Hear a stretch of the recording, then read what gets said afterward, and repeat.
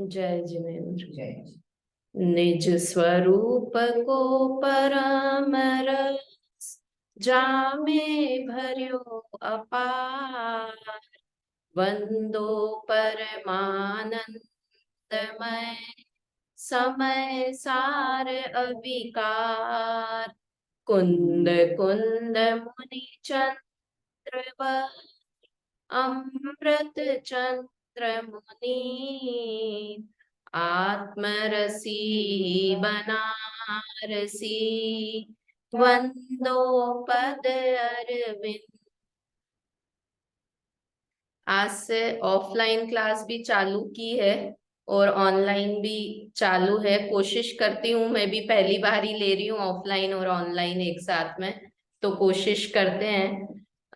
Actually अभी सबसे विद्वानों से मिलना भी हुआ, प्रदीप सर से भी, अभय जी भाई साहब भी घर पे आए थे, तो सबने यही प्रेरित किया कि मंदिर में लेना ज्यादा अच्छा है। कोशिश करो कि मंदिर में ही लो। तो अपना सुबह का 11 बजे वाला टाइम तो ऐसा है कि मुश्किल होती है निकलने में, पर शाम को सैटरडे सैटरडे कोशिश करके ऑफलाइन लेने की कोशिश करेंगे। साध्य साधक द्वार पर हमारी चर्चा चल रही थी। साध्य क्या और साधक क्या, कि ये समय सार ग्रंथ में जो परिशिष्ट अमृत चंद्र आचार्य देव ने लिखा, उसी के आधार पर ये साध्य साधक द्वार लिखा। वहां पर तो नाम क्या है, उपाय उपेय द्वार, उपाय उपेय अधिकार, ऐसा नाम है। और बनारसी दास जी ने उसे साध्य साधक द्वार नाम दिया। तो साध्य मतलब जिसकी सिद्धि करनी है वो साध्य, और साधक मतलब उसका साधन जो उस तक पहुंचाए, जो उपाय उसका, वो साधक। तो इसमें सबसे ज्यादा अभी तक तो हमने जो 30-35 छंद पढ़े वो बनारसी दास जी ने स्वयं ने लिखे अपनी तरफ से। अब जो हम आगे के छंद पढ़ेंगे वहां से असली अमृत चंद्र आचार्य देव का चालू होगा। अब यहाँ साध्य साधक द्वार में मुख्य रूप से ये चर्चा की, हम अभी तक ये सोचते हैं कि मुझे अपनी सिद्धि करने के लिए, मुझे मोक्ष में जाने के लिए पर द्रव्य की आवश्यकता है। तो क्या कहा कि नहीं, आत्मा स्वयं ही साध्य है और आत्मा स्वयं ही साधक है। मतलब पर से बिल्कुल निर्भर कर दिया कि मुझे देवशास्त्र गुरु रूप साधन तो चाहिए। तो बोला नहीं, जिसकी सिद्धि करनी है वो भी मैं हूं और जिस साधन से सिद्धि करनी है वो भी मैं हूं। मतलब कितना निर्भर कर दिया, हम अटके हुए यहाँ हैं कि कोई मेरा उद्धार कर देगा। तो यहाँ पर इस बात के लिए, और दूसरा ये कि ये दोनों अवस्थाएं हैं, साध्य अवस्था हो या साधक अवस्था हो, दोनों आत्मा की ही अवस्थाएं हैं। मतलब अवस्था है मतलब पर्याय है। तो पर्याय का लक्ष्य करने से पर्याय की प्राप्ति नहीं होगी। कि हम पर्याय का लक्ष्य करें कि मुझे सम्यक दर्शन करना है तो सम्यक दर्शन का, या मुझे मोक्ष जाना है तो मोक्ष का लक्ष्य करें, तो आत्मा की प्राप्ति नहीं है। मतलब ये दोनों पर्याय भी कब प्रकट होगी, कि जब आत्मा का आश्रय लेंगे तो साध्य दशा और साधक दशा दोनों प्रकट होगी। साध्य और साधक दशा को और सरल भाषा में बोले तो साध्य दशा मतलब अरहंत सिद्ध दशा, और साधक दशा मतलब चौथे गुण स्थान से लेकर 12वें गुण स्थान तक की दशा। ये सब दशाएं आत्मा की पर्याय हैं। तो इसलिए आत्मा के लक्ष्य से ही ये पर्याय प्रकट होगी, और पर्याय पर लक्ष्य रखने से ये पर्याय प्रकट नहीं होगी। ऐसी चर्चा यहाँ पर आगे आनी है। अभी तक हमने काफी गैप हो गया हमारा क्लास में, तो 30-35 जो छंद पढ़े उसमें मुख्य रूप से जो चर्चाएं आई थी, तो बहुत सारे उदाहरण देकर कि हमें किस तरह से गुरु के वचन सुनने चाहिए, गुरु के वचन किस तरह से एक जैसे निकलते हैं किंतु सब लोग अपने अपने तरीके से ग्रहण करते हैं। वचन तो एक ही तरह का है, जैसा उदाहरण दिया था ना यहाँ पर कि पानी तो एक ही तरह का बहता है, किंतु वो नींबू के पेड़ में चले जाए तो खट्टा हो जाएगा, और इसके गन्ने के रस में चला जाए तो मीठा हो जाएगा।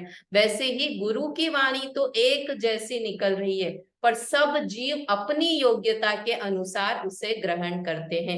इस तरह के बहुत सारे छंद बनारसी दास जी ने अपनी तरफ से लिखे थे। और उसके बाद 5 प्रकार के जीवों की चर्चा भी आई थी। वो भी मुख्य रूप से 5 प्रकार के जीव के भेद भी किस हिसाब से किए थे, कि सुनने वालों के हिसाब से, कि कौन ग्रंथ को कैसे सुनता है, गुरु की वाणी कैसे सुनता है। नाम याद है पूर्णिमा आंटी, कौन से 5? हाँ हाँ, बोलिए सुनीता आंटी, आप बोलिए, अनम्यूट करिए। हाँ, ढूंढा, चूंगा, सूंगा, ऊंगा और धुंधा। हाँ, इस तरह से 5 थे। पहले थे ढूंढा जीव, जो कि अरहंत सिद्ध परमात्मा है, जो कि हमें वचन बताने वाले हैं, जो कि हमें आत्मा समझाने वाले हैं। उसके बाद चुंगा जीव। चुंगा जीव कौन है?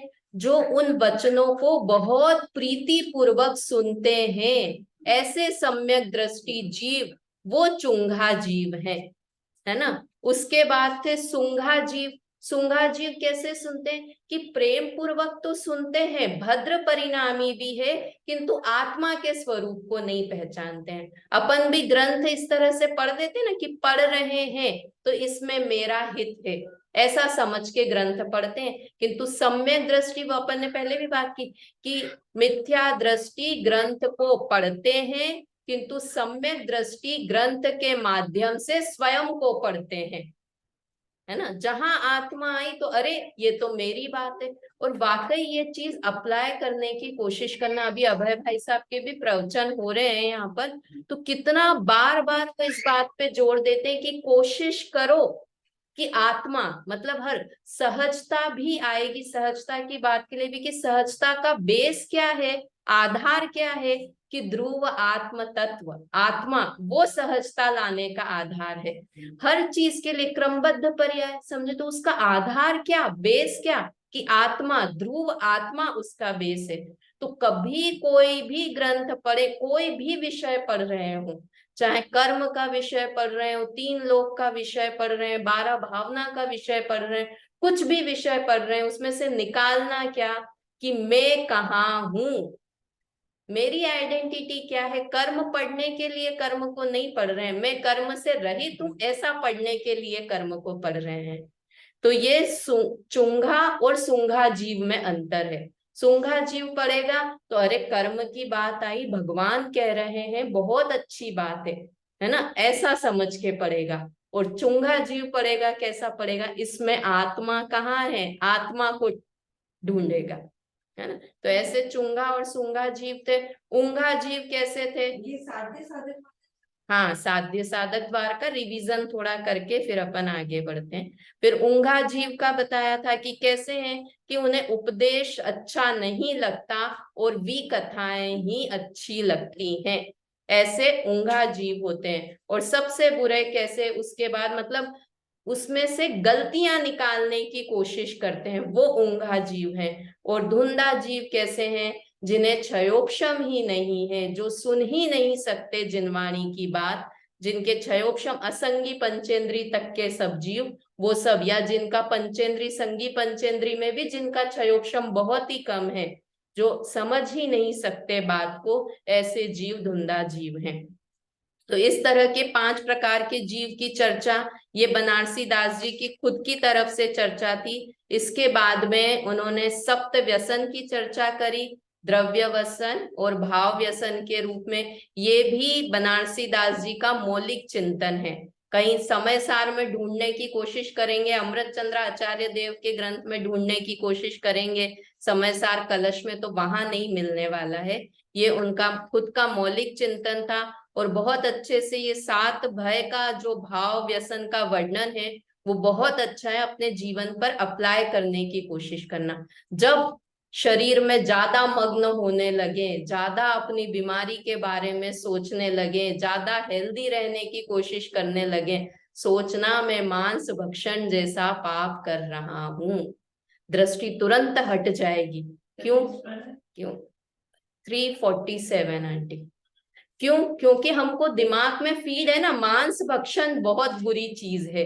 तो जहां ही ऐसी बात, और मैं इसलिए बोलने के लिए नहीं, मैंने वास्तव में ये चीज अप्लाई करना शुरू किया अपने जीवन में, कि जहां ऐसे दूसरे की बुद्धि परखने की, कि वो क्या सोच रहा है, वो क्या बोल रहा होगा मेरे लिए, वो क्या कर रहा होगा, अरे वेश्या रमन जैसा पाप है ये, तुरंत वहां से अपनी दृष्टि हटेगी, है ना। जितनी भी चीजें ये पढ़ते हैं ना, इनको अपने जीवन में अपने परिणाम खराब दूसरों को टटोलने के लिए नहीं, अपने परिणाम जहां थोड़े विचलित होते दिखे कि अरे ये तो इतना महापाप मैं करने जा रहा हूं, ऐसे करके इन पापों से बचने की कोशिश करना। उसके बाद 14 भाव रत्न, 31 नंबर का छंद। यहां से हमारी चर्चा उस दिन खत्म हुई थी कि 14 प्रकार के रत्न कौन से होते हैं, उसके नाम तो हमने पढ़ लिए थे। एक बार वापस 31 नंबर का छंद एक साथ बोलते हैं, और उसके बाद इसमें से हेय क्या और उपादेय क्या, उसकी चर्चा हमारी चल रही थी अंतिम क्लास में। तो एक बार नाम कौन से हैं 14 भाव रत्न, वो पढ़ते हैं।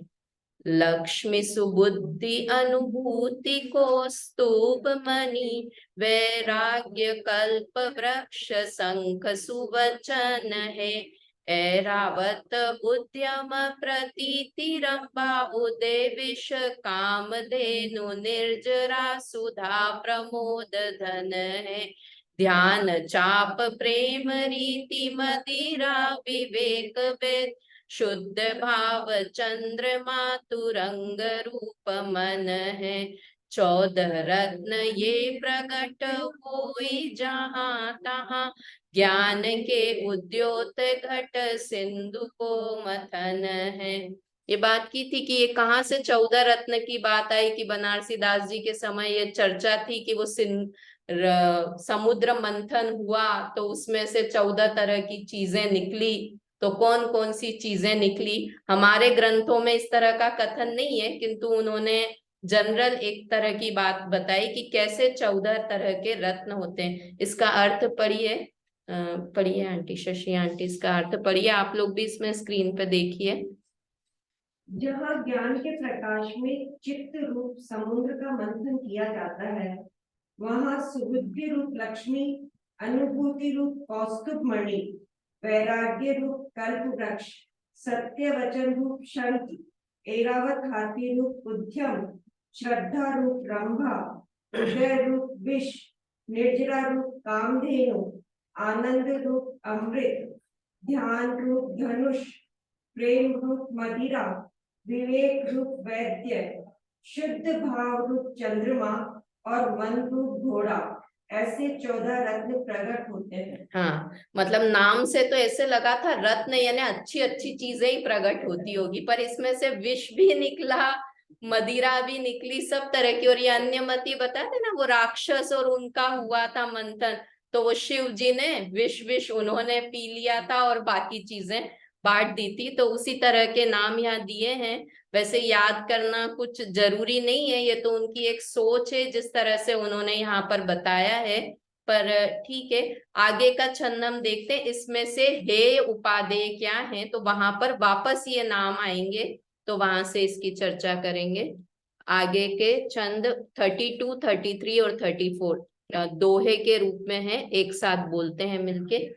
कि ये अवस्था में प्रगट 14 रत्न रसाल, कछु त्यागे कछु संग्रहे, विधि निषेध की चाल, ब्रह्मा शंख विष धनु सुरा, वैद्य धेनु है, मणिरंभा गज कल्पतरु, सुधा सोम आदे, इह विधि जो पर भाव में रमे निज रूप, सो साधक शिव पंथ को, चिद वेदक चिद्रूप।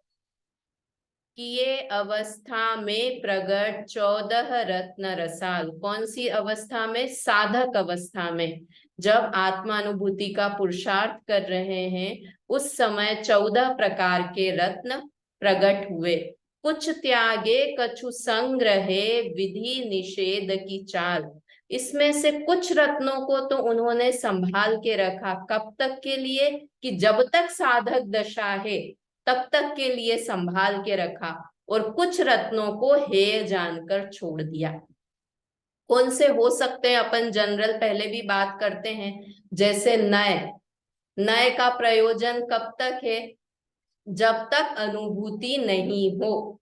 अनुभूति के काल में नए प्रयोजनवान नहीं है ना। कब तक है उसकी जरूरत, समझने के लिए कि आत्मा किस नए से कैसा है, किस नए से। तो इस तरह से इन्होंने यहाँ पर 8 चीजें बताई है जो शुरू में तो उपयोगी हैं, किंतु अनुभूति के काल में उनका उपयोग फिर नहीं है। तो बहुत अच्छा है, इसमें से ही देखते हैं। नाम पहले इन्होंने दिए 33 नंबर के छंद में, रमा, शंख, विष, धनु, सुरा मतलब मदिरा, वैद्य, धेनु, हेय, है मतलब घोड़ा, ये सब हेय हैं। और मणि, रंभा, गज, कल्पतरु, सुधा, सोम, ये आदे, ये प्रकट करने जैसे हैं। अब ये इसमें से तो हमको ऐसा लगे शंख प्रकट करना है, विष प्रकट करना है, तो ये पिछले छंद में इसके अर्थ बताए थे ना, कि उन्होंने रंभा किसे कहा, शंख किसे कहा, तो उसकी चर्चा ये अर्थ में आ रही है। अपन अर्थ में से ही डायरेक्ट पढ़ लेंगे। यह विधि जो पर भाव विष वमे रमे निज रूप। किसको, किन भावों को उन्होंने छोड़ा, जो पर भाव थे उनका सबका त्याग कर दिया, है ना। कैसे त्याग कर दिया, जैसे हम ऊपर घर पे जाना है, मंजिल पे जाना है, तो सीढ़ियों को ग्रहण भी करते हैं, और काम हो जाए तब उसका त्याग करके ऊपर मंजिल पर पहुंच जाते हैं।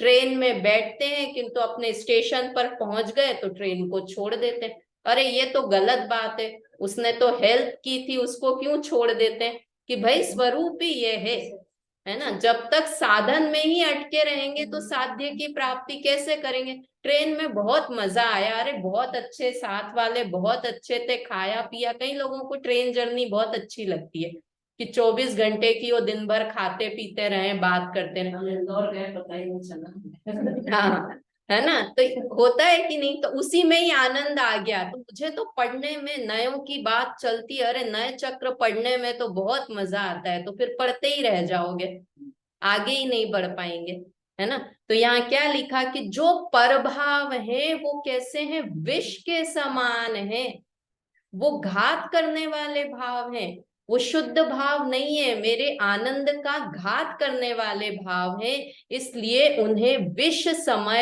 विष सम मानकर वमे मतलब छोड़ देता है, निकाल देता है, वमन कर देता है उन भावों का, पर भावों का।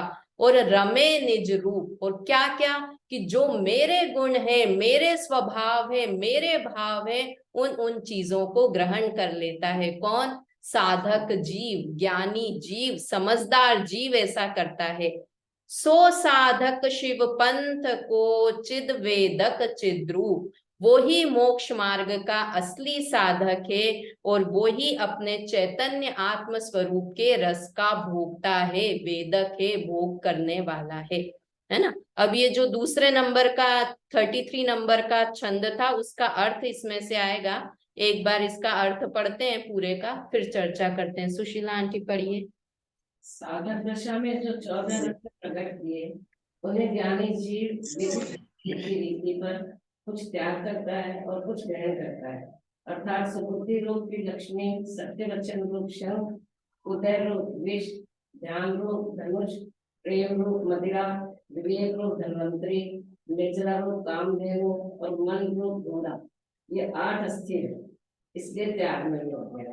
तथा अनुभूति रूप मणि, प्रतिपि रूप ब्रह्मा, उद्यम रूप हाथी, वैराग्य रूप कल्पवृक्ष, आनंद रूप अमृत, शुद्ध भाव रूप चंद्रमा, ये 6 रत्न उपाधि है। इस प्रकार जो पर भाव रूप विष विकार त्याग करके निज स्वरूप में मग्न होता है, वह निज स्वरूप का भोक्ता चैतन्य आत्मा मोक्ष मार्ग का साधन है। आप लोग को आवाज आ रही है? बेला भाभी अभी आंटी ने पढ़ा तो आवाज आ रही थी ना? हाँ आ रही अच्छे से। हाँ ठीक है ना। अब इसमें क्या पहला था, सुबुद्धि रूप लक्ष्मी, इसका त्याग कर देते हैं। ऐसे कैसे? बुद्धि तो रखनी चाहिए कि बुद्धि का त्याग हो जाएगा। अनुभूति के काल में बुद्धि रहेगी कि बुद्धि का त्याग हो जाएगा? जड़ हो जाएंगे कि चेतन रहेंगे? यहाँ बुद्धि किसको बोला? जो मन के विकल्प हैं उन्हें सुबुद्धि बोला। कुबुद्धि की तो बात ही नहीं है। सुबुद्धि यानी कौन से मन के विकल्प? नए संबंधी मन के विकल्प, प्रमाण संबंधी मन के जो विकल्प हैं, वो सुबुद्धि रूपी लक्ष्मी का त्याग। बोलते ना, जब मन पक्षी मर जाए, जब आत्म अनुभव आए। जब आत्मा का अनुभव होता है तो मन रूपी पक्षी मर जाता है। वो यहाँ पर सुबुद्धि लक्ष्मी के त्याग की बात की है। दूसरा, सत्य वचन रूप शंख। शंख कौन सा बताया था बनारसी दास जी ने? सत्य वचन। तो वास्तव में मन वचन काय तीनों की क्रिया नष्ट हो जाती है ना। यहाँ मैं अभी थोड़े दिन पहले युगल जी बाबूजी के प्रवचन पढ़ रही थी, तो उन्होंने बोला कि आत्मा का ध्यान करते हैं तो कैसी अवस्था में करते हैं? ऐसे बैठ के बेला भाभी, ऐसे एकदम स्थिर बैठ के आत्मा का ध्यान करेंगे तब आत्मा की ध्यान होगा? तो उन्होंने कहा ऐसी कोई पोजीशन नहीं बताई है किसी ग्रंथ में कि तुम ऐसे बैठ के। उन्होंने इतनी अच्छी बात बताई कि हम आर्त रौद्र ध्यान करते हैं। तो कैसी पोजीशन में करते हैं? आंख बंद करके ध्यान करते हैं। इष्ट वियोग का, अनिष्ट संयोग का, चलते फिरते भी, अभी दादा का वियोग हुआ तो चलते फिरते भी वो याद आ रही थी बार बार चीज। खाना खा रहे तो याद आ रही है। तो उसके लिए कोई पोजीशन फिक्स है? तो धर्म ध्यान के लिए क्यों पोजीशन फिक्स है कि ऐसे बैठेंगे तो ही आत्मा का ध्यान होगा? मतलब वो हमारे रूटीन में आ जाना चाहिए। ऐसा ध्यान उसको कहते हैं कि आत्मा का, जब सम्यक दृष्टि जीव को आत्मा का अनुभव हुआ तो किस समय अनुभव रहता है आंटी? किस समय? कि हर समय में आत्मा हूं, ऐसा उसे निश्चय निर्णय होता है। 24 घंटे अपना नाम याद है। वैसे कि मैं आत्मा हूं, ऐसा मैं आत्मा हूं वो भी अलग, मैं ही हूं मतलब मैं ही हूं, ऐसा दो चीज का भी द्वैत नहीं है। तो इसलिए यहाँ लिखा कि वचन रूपी शंख भी नष्ट कर देते हैं। हे कुछ बोलना उन्हें हितकर नहीं है ना। उदय रूप विष, मतलब ये 8 कर्मों के उदय से जो पुण्य पाप के संयोग हो रहे हैं, ये विष के समान है। इस तरफ भी उस साधक जीव की दृष्टि नहीं रहती है। ध्यान रूप धनुष, अब बताओ ध्यान है कि नहीं? धर्म ध्यान तो है कि नहीं है? कि है, किंतु यहाँ कुध्यान की बात है और उस पर भी दृष्टि नहीं है कि मुझे ध्यान करना, मैं ध्यान करने वाला और आत्मा मेरे ध्यान में आए, ऐसा पदार्थ, ऐसा द्वैत भाव भी नहीं है। इसलिए उस द्वैत भाव का भी त्याग हो जाता है। प्रेम रूप मदिरा, प्रेम तो अच्छी चीज है। ये कई बार लगता है ना, द्वेष को बुरा कहो पर राग को अच्छा कह दो। अच्छा है क्या राग? किसी का भी राग और ज्यादा खतरनाक। सही बात तो ये है, द्वेष से भी, द्वेष तो बुरा समझ के छोड़ देंगे, किंतु राग, अरे किसी का बच्चों का राग नहीं सुनीता आंटी, पंच परमेष्टि का राग तो अच्छा, जिनवाणी श्रवण का राग तो अच्छा, किसी भी तरह का राग अच्छा नहीं। तो इसलिए देखो, मैं अपन ये बोलते हैं ना कि अहिंसा की परिभाषा जो अमृत चंद्र आचार्य देव ने लिखी, कि रागादि की उत्पत्ति होना हिंसा है और रागादि की उत्पत्ति नहीं होना अहिंसा है ना। द्वेष की उत्पत्ति होना हिंसा ऐसा नहीं लिखा। क्यों? क्योंकि वो तो हमको दिख ही रहा है कि वो हिंसा है। द्वेष की उत्पत्ति होना तो हमको दिख ही रहा है कि द्वेष का परिणाम है, मतलब ये हिंसा करेगा। ममता आंटी समझ में आ रहा है ना? तो द्वेष का परिणाम है, ये तो सबको पता है, किंतु राग भी बुरा है ये जानने की बात है। तो यहाँ क्या लिखा कि राग का भी निषेध, राग भी खत्म हो जाता है ना। प्रेम रूपी मदिरा, मदिरा के जैसा है वो तो, मीठी छुरी तलवार, शहद लपेटी तलवार, कितने कितने उसके लिए। तो विवेक रूप धन्वंतरी, विवेक मतलब भेद विज्ञान, वो भी क्यों, भेद ज्ञान साबू भयो। तो समरस भेद विज्ञान कैसा है? साबुन के जैसा है। कपड़ा लगा हुआ साबुन अच्छा कि साफ है कि गंदा है? जिस कपड़े पे साबुन लगी हुई है वो कपड़ा अच्छा है, साफ है या गंदा है? मीना आंटी, गंदा है या साफ है? गंदा है। तो भेद विज्ञान अच्छा है या बुरा है कि अटकाने वाला है? जो भी चीजें विकल्प रूप है वो सब अनुभूति के काल में बाधक है। किस स्टेज पे पहुंचना है समझ में आ रहा है अपने को? हाँ, उपमाएं भी कैसे। विवेक रूप। हाँ, मतलब विवेक रूप धन्वंतरी, यहाँ पे वैद्य बताया था, विवेक रूप धन्वंतरी लिखा है ना, तो वो भी छोड़ने मतलब विकल्प मात्र का त्याग। क्या दशा होगी वो? विकल्प मात्र का त्याग कि मैं शरीर इतना तो विकल्प रहेगा कि राग द्वेष मेरे नहीं है, पहले मैं आत्मा की अनुभूति करने तो ये द्रव्य कर्म मेरे नहीं, फिर भाव कर्म मेरे नहीं, अरे नहीं होगी। ये समझाने के लिए ठीक है ये अवस्था, किंतु बाद में तो साध्य साधक का भेद भी नहीं है, वहां तक ले जाने वाले हैं बात को, है ना। तो फिर उसके बाद निर्जरा रूप कामधेनु। अब ये क्या है निर्जरा रूप काम? निर्जरा होगी कि नहीं होगी? होगी, किंतु निर्जरा करना है ऐसा विकल्प नहीं रहेगा। तो उस विकल्प मात्र का भी त्याग है। और अपन ने पहले भी की थी कि मोक्ष दशा में निर्जरा है या नहीं है? मोक्ष में शशि आंटी, क्योंकि वह कर्म ही नहीं है तो किसकी निर्भर हाँ, है ना, राजेश आंटी, है कि नहीं निर्जरा? कि नहीं है। निर्जरा किसकी करते हैं? कर्मों की निर्जरा करते हैं। अब मोक्ष में कर्म बचे ही नहीं है। मोक्ष अवस्था किसे कहते हैं? सर्व कर्मों का सर्वथा संपूर्ण नाश होकर आत्मा की पूर्ण निर्मल शुद्ध दशा का प्रकट होना, वो मोक्ष है। तो वहां है ही नहीं। संवर है या नहीं है मोक्ष में? संवर तो है। कर्म क्यों नहीं आ रहे? कर्म का आना रुक जाना वो संवर है। तो कर्म क्यों नहीं आ रहे? क्योंकि संवर तत्व है, इसलिए कर्म नहीं आ रहे। बेला भाभी समझ में आ रहा है? जीव, मोक्ष और संवर तीन तत्व हैं। संवर का भाव संवर किसे कहते हैं पूर्णिमा आंटी?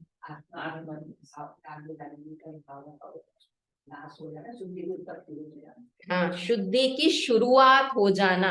और ज्यादा संवर को बोले तो आत्मा को, अपने को आत्मा मानने लग जाना, वो सम्यक दर्शन। संवर मतलब सम्यक दर्शन, और सरल भाषा में तो सिद्ध भगवान को सम्यक दर्शन है या नहीं है? छायिक सम्यक्त्व जैसा चौथे गुण स्थान में है ना, वही का वही छायिक सम्यक्त्व सिद्ध भगवान को है, बिल्कुल भी अंतर नहीं है।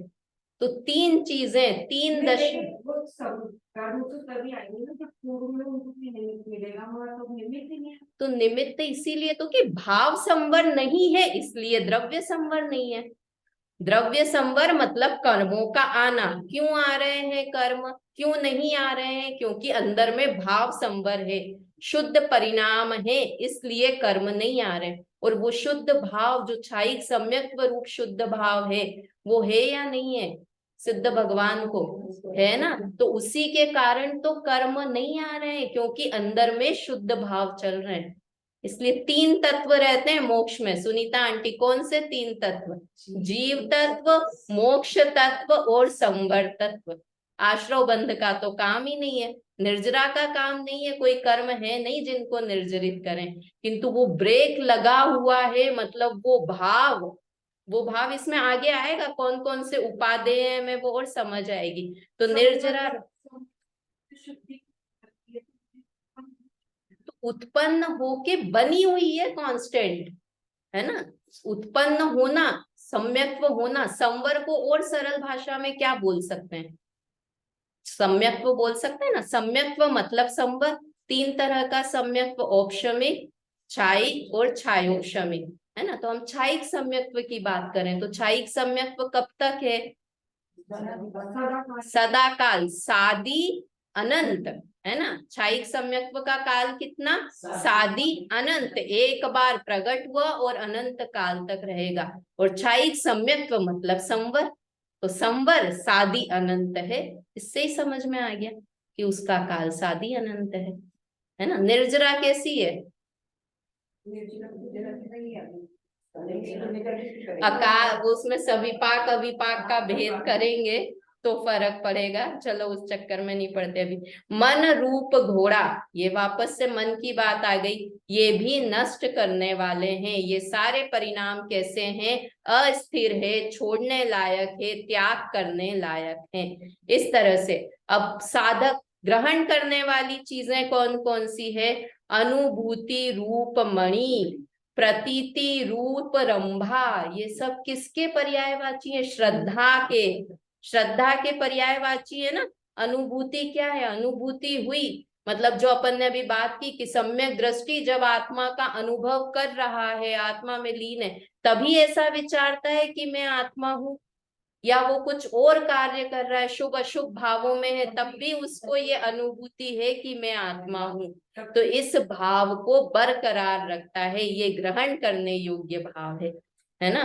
तो अनुभूति रूप मणि, प्रतीति रूप रंभा, प्रतीति मतलब श्रद्धा, श्रद्धान को भी रखता है। उद्यम रूप हाथी, अब पुरुषार्थ, उद्यम मतलब पुरुषार्थ, ममता आंटी, उद्यम मतलब पुरुषार्थ। तो पुरुषार्थ अब मोक्ष में चले गए तो अब तो पुरुषार्थ खत्म हो गया होगा। जानना देखना मतलब पुरुषार्थ हम किसको समझते हैं? कुछ करने का भाव वो पुरुषार्थ, ऐसा नहीं है कुछ नहीं करने का भाव वो पुरुषार्थ, है ना। तो वो भाव कब तक है? कि साधक दशा से लेके अंत तक है, उन भावों को वो बरकरार रखता है। तो उद्यम रूप हाथी, वैराग्य रूप कल्प वृक्ष। वैराग्य अपन ने बोला ना, ज्ञान और वैराग्य की शक्ति ज्ञानी को कब तक? अब तो मुझे सम्यक दर्शन हो गया, अब क्या है, अब तो मैं आराम से भोग भोगूं, ऐसी वाली प्रवृत्ति रहती है कि नहीं। जो चौथे गुण स्थान में प्रकट हुई है, आगे बढ़ता हुआ वैराग्य है, मुनिराजों का बढ़ता हुआ शुभ भाव है छठे गुण स्थान तक। तो चौथे से अधिक पांचवे में, पांचवे से अधिक छठे में बढ़ता हुआ शुभ भाव, किंतु यहाँ वैराग्य भले अपन शुभ भाव के रूप में न लें। आनंद रूप अमृत, अमृत है, आनंद तो बढ़ता हुआ ही है, वो तो नष्ट होना ही नहीं है जो चौथे गुण स्थान से। और शुद्ध भाव रूप चंद्रमा, ये 6 रत्न उपादेय है, इनको संभाल कर रखता है। मतलब चौथे गुण स्थान की क्यों करते हैं? ऑप्शन में सम्यक दर्शन हुआ या दर्शन। यहाँ पे मुख्य रूप से जहां भी अध्यात्म के ग्रंथों में बात आती है तो छायिक सम्यक्त्व को ही मुख्य रख के बात आती है ना, कि वो सम्यक्त्व जो नष्ट होने वाला नहीं है, ऐसे सम्यक्त्व की तरफ से वो श्रद्धा, वापस श्रद्धान छूट गया तो हाँ, तो इस तरह से इफ एंड बट की नहीं, यहाँ पर छायिक सम्यक्त्व की ही बात मुख्य रूप से समझना। देखो यहाँ नीचे फुटनोट में लिखा हुआ भी है, या किसी कर्म के साथ जोड़ा है? मतलब ये देखो मैं इसी में ही बता रही हूँ, ये नीचे फुटनोट में देखिए क्या लिखा है, ये 7 भाव व्यसनों और 14 रत्नों की कविता पंडित बनारसी दास जी की स्वतंत्र रची हुई रचना है। ये आप कहीं कोई ग्रंथ में लिखा हुआ है ये 14 रत्न का वर्णन या कहीं और मिल जाएगा, तो ऐसा नहीं है। ये उनकी एक मौलिक सोच है, अच्छी सोच का एक कवि हृदय व्यक्ति थे बनारसी दास जी, अध्यात्म में पगे हुए कवि थे, तो उन्होंने अध्यात्म और कविता दोनों को मिक्स करके हैं। सप्त व्यसन भी उनकी खुद की मौलिक रचना है। तो इस तरह से ये वाला हमारा प्रकरण हुआ। अब ये जो अगली क्लास से मंडे को जो लेंगे क्लास, ये यहाँ से असली वाला उपाय उपेय द्वार शुरू हो रहा है, जो अमृत चंद्र आचार्य का लिखा हुआ था। मतलब 34 छंद तो बनारसी दास जी ने मस्ती में आके, आपको लगे कि हम मौलिक ग्रंथ पढ़ रहे हैं उनके आधार पर, जैसे नहीं सहजता कहाँ पर है, दादा ने कहाँ से लिखी है सहजता, कि वो उनकी मौलिक रचना है, मौलिक सोच है वो उनकी। तो ऐसे ही ये बनारसी दास जी के स्वयं के छंद थे, और अब आगे उन्होंने अमृत चंद्र आचार्य देव के आधार पर लिखा है। बहुत अच्छा वर्णन ये 35 नंबर के छंद में आना है कि द्रव्य गुण पर्याय तीनों